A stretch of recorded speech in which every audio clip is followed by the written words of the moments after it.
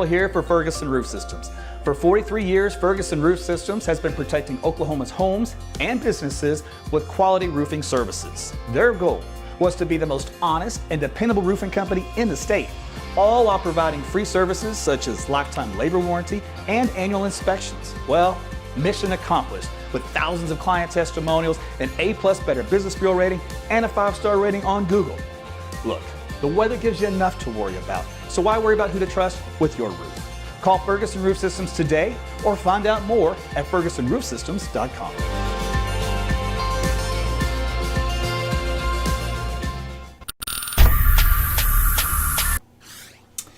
Hey there, I'm Meteorologist Aaron Tuttle, back with you again. It's a Tuesday night, about 9:19 on the dot. So we're going to talk just a little bit about what's coming our way with a little bit of snow possibly here across Oklahoma, and a couple of rounds actually. One coming up here for late Wednesday and a Thursday, and another one coming in for the latter part of this weekend. So thanks for joining me. We're going to see what's changed and if there's anything to get excited about. It's a fast-moving weather pattern for us, where every couple of days we seem to be getting a storm system kind of rolling through our neck of the woods. They won't all produce snow, they won't all produce rain, but we're getting a little bit of that over the next couple of weeks. So that's good if you still want some action. Lisa O'Brien, I see you with 200 stars. Thank you very much, lady. Teresa, I see you as well, sending me some stars tonight. If you'd like to send some stars like the ladies just did, just hit that little star button right next to the comments. And I'm also wearing my AT's weather hoodie. So I have two hoodies. I have like a full-fledged hoodie, and I got the zip hoodies. They're both super soft, both on the inside and out. Very, very warm and cozy. I posted the link in the broadcast here on Facebook, and I'll post it here on YouTube as well. So you guys, if you're interested, you can go and pick those up. And I even posted here on Twitter. See if that works. I don't think I've ever done that on the old Twitter Periscope, but we'll see. So there it is. Okay, all right, so let's get on with what's happening out there. And as you can tell, we're going to be talking about some weather. That's what you're here for, right? Okay, so let's take it to the main picture here.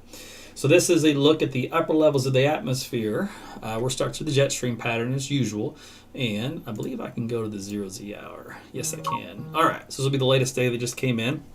By the way, Esther, I see you there. Elizabeth, Shane, Carrie, thank you all for the stars tonight. Here's a look at how things ought to progress with time. Remember, the bright colors on the map indicate storm system. So there's one moving through, really diving deep into Texas, believe it or not, right over Dallas-Fort Worth. And that kind of kicks back up into southern Arkansas and moves on by. So it's a quick, strong, last-minute developer. Then we have another little system that tries to clip Oklahoma here Friday night. In Missouri, that moves along, so that'll likely produce a little bit of snow for you guys in Missouri. And then at the end of the run here on Saturday, we're going to watch this developing area of low pressure here. And then the question is, does it dive southward like this into Texas, which some of the models like, or will it come more back across the Red River?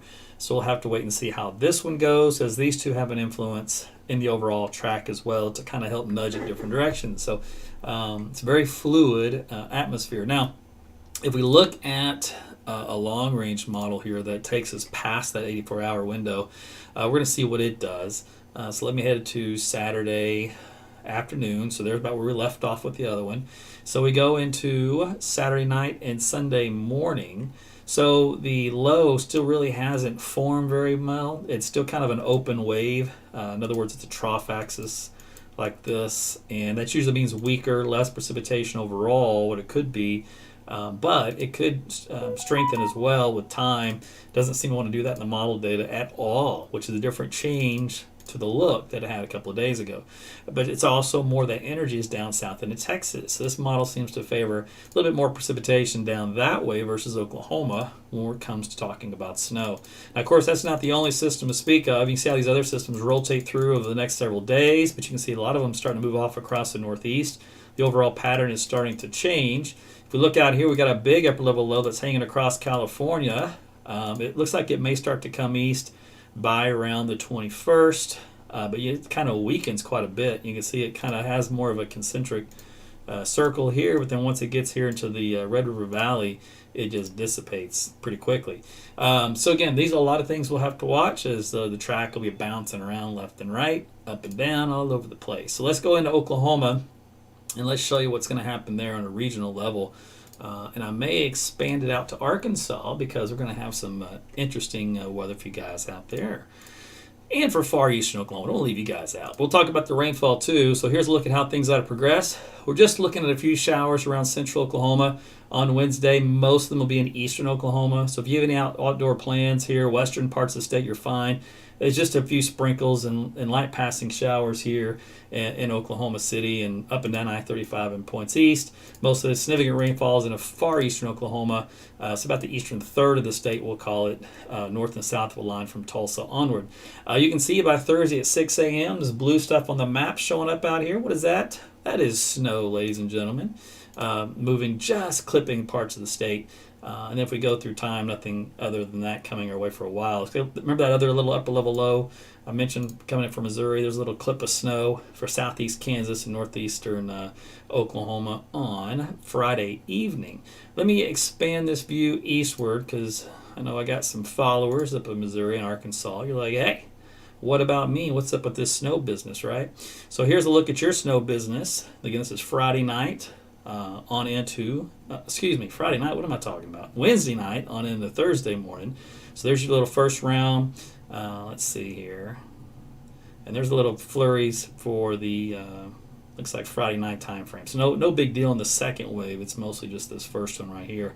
Let's look at snowfall totals, just kind of give you an idea in this area of the country. All right, so now the model, it's a coarse grid model, so in other words, it's not going to pick the the pockets that'll occur, but the model is a little ridiculous on the snow amounts, but it does have snow in eastern Oklahoma up from Fort Smith northward. Now, it's not just the NAM model. I'll show its cousin here. This is high resolution brother. Just to show you that it also has the snow, and this is a little better breakdown: 4, 5, 6 inches, 7 inches. This looks like more likely to pan out up here in southwest Missouri, so some good inches of snow. Southeast Kansas, same deal. Far northeast Oklahoma from Bartlesville eastward to Miami. On southeast from there, right to Fort Smith, so maybe a little bit of snow south of Fort Smith, which doesn't happen all that often. A few flurries down here in southeast Oklahoma. How about that? I mean, that didn't happen that often either. So that's a look at where our first snow batch is going to go through. Now, what about the second? Well, let's take a look at that. I'm going to show you just let's pick the European, and we're going to show you the track. And now remember, typically the European does pretty good.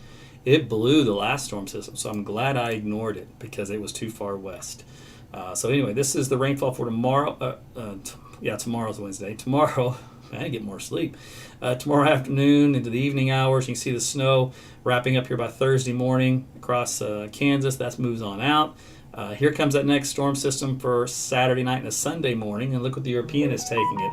It's taking it down southwest into southern parts of Texas, and that means the Big Bend country, hill country, western all the way to southeastern New Mexico, through Bryan College Station, Aggie country, and maybe even some wet flakes of snow mixed in with that cold rain down around Houston. Not out of the question, doesn't look like anything measurable right now, but again, that's just based off the European data, and then the European is quiet after that. What we can do is just plot the storm track as far as the snowfall and just see where it seems to like things. And let me just do 144 hours. Okay. This takes us to Monday morning. This is how it thinks the breakdown for the snow is down here in southwestern Texas. Now, yesterday it had the track more like this. Kind of like that. And it went nuts in this track. You can see how it shifted to the south and west, and there's a lot less snow than it had that last time around. Let's see what other models, though, look like, because there will be some, differing opinions here, depending on the physics and the tracks. This is the Canadian model. It's loving that corridor. This is the morning run of the global model. It's loving that area down there. A lot more snow than the European does. The high-resolution old GFS is just basically a poo-pooer. It's not even wanting to play the game. The brand new GFS we're still working on. Of course, it's got that heavy snow out here showing up, much more than some of the other models. And then you got the panhandle snow, and you do have a little snow here in Oklahoma, so it keeps that storm track a little bit more to the north. It allows us to get a little bit of light dusting of snow here for our later part of the weekend. If you blend all the models together all over the place, from Oklahoma down south, but not quite far south enough based off of some of those newer ones. And the UK Met, which actually did surprisingly good for our area, has again that snow up here east for midweek, and then it's got the new snow coming in the picture out here to the northwest, but not really doing much in either Texas or Oklahoma. Now, it also, the speed and the timing is off a little bit. Some models are faster, moving the whole thing through Saturday night. Others are moving it through Sunday night. So in other words, there's still a lot of wiggle room here. There's a lot of dust that needs to settle. So there's really no way, at this point, it doesn't look like snow here in Oklahoma City. But things can change pretty rapidly in this pattern. It's too chaotic. The models need to settle down to get a good track. Then we can tell you where it's going to hit, and then we can focus on how much. All right, if we look at, let's see what I want to show you.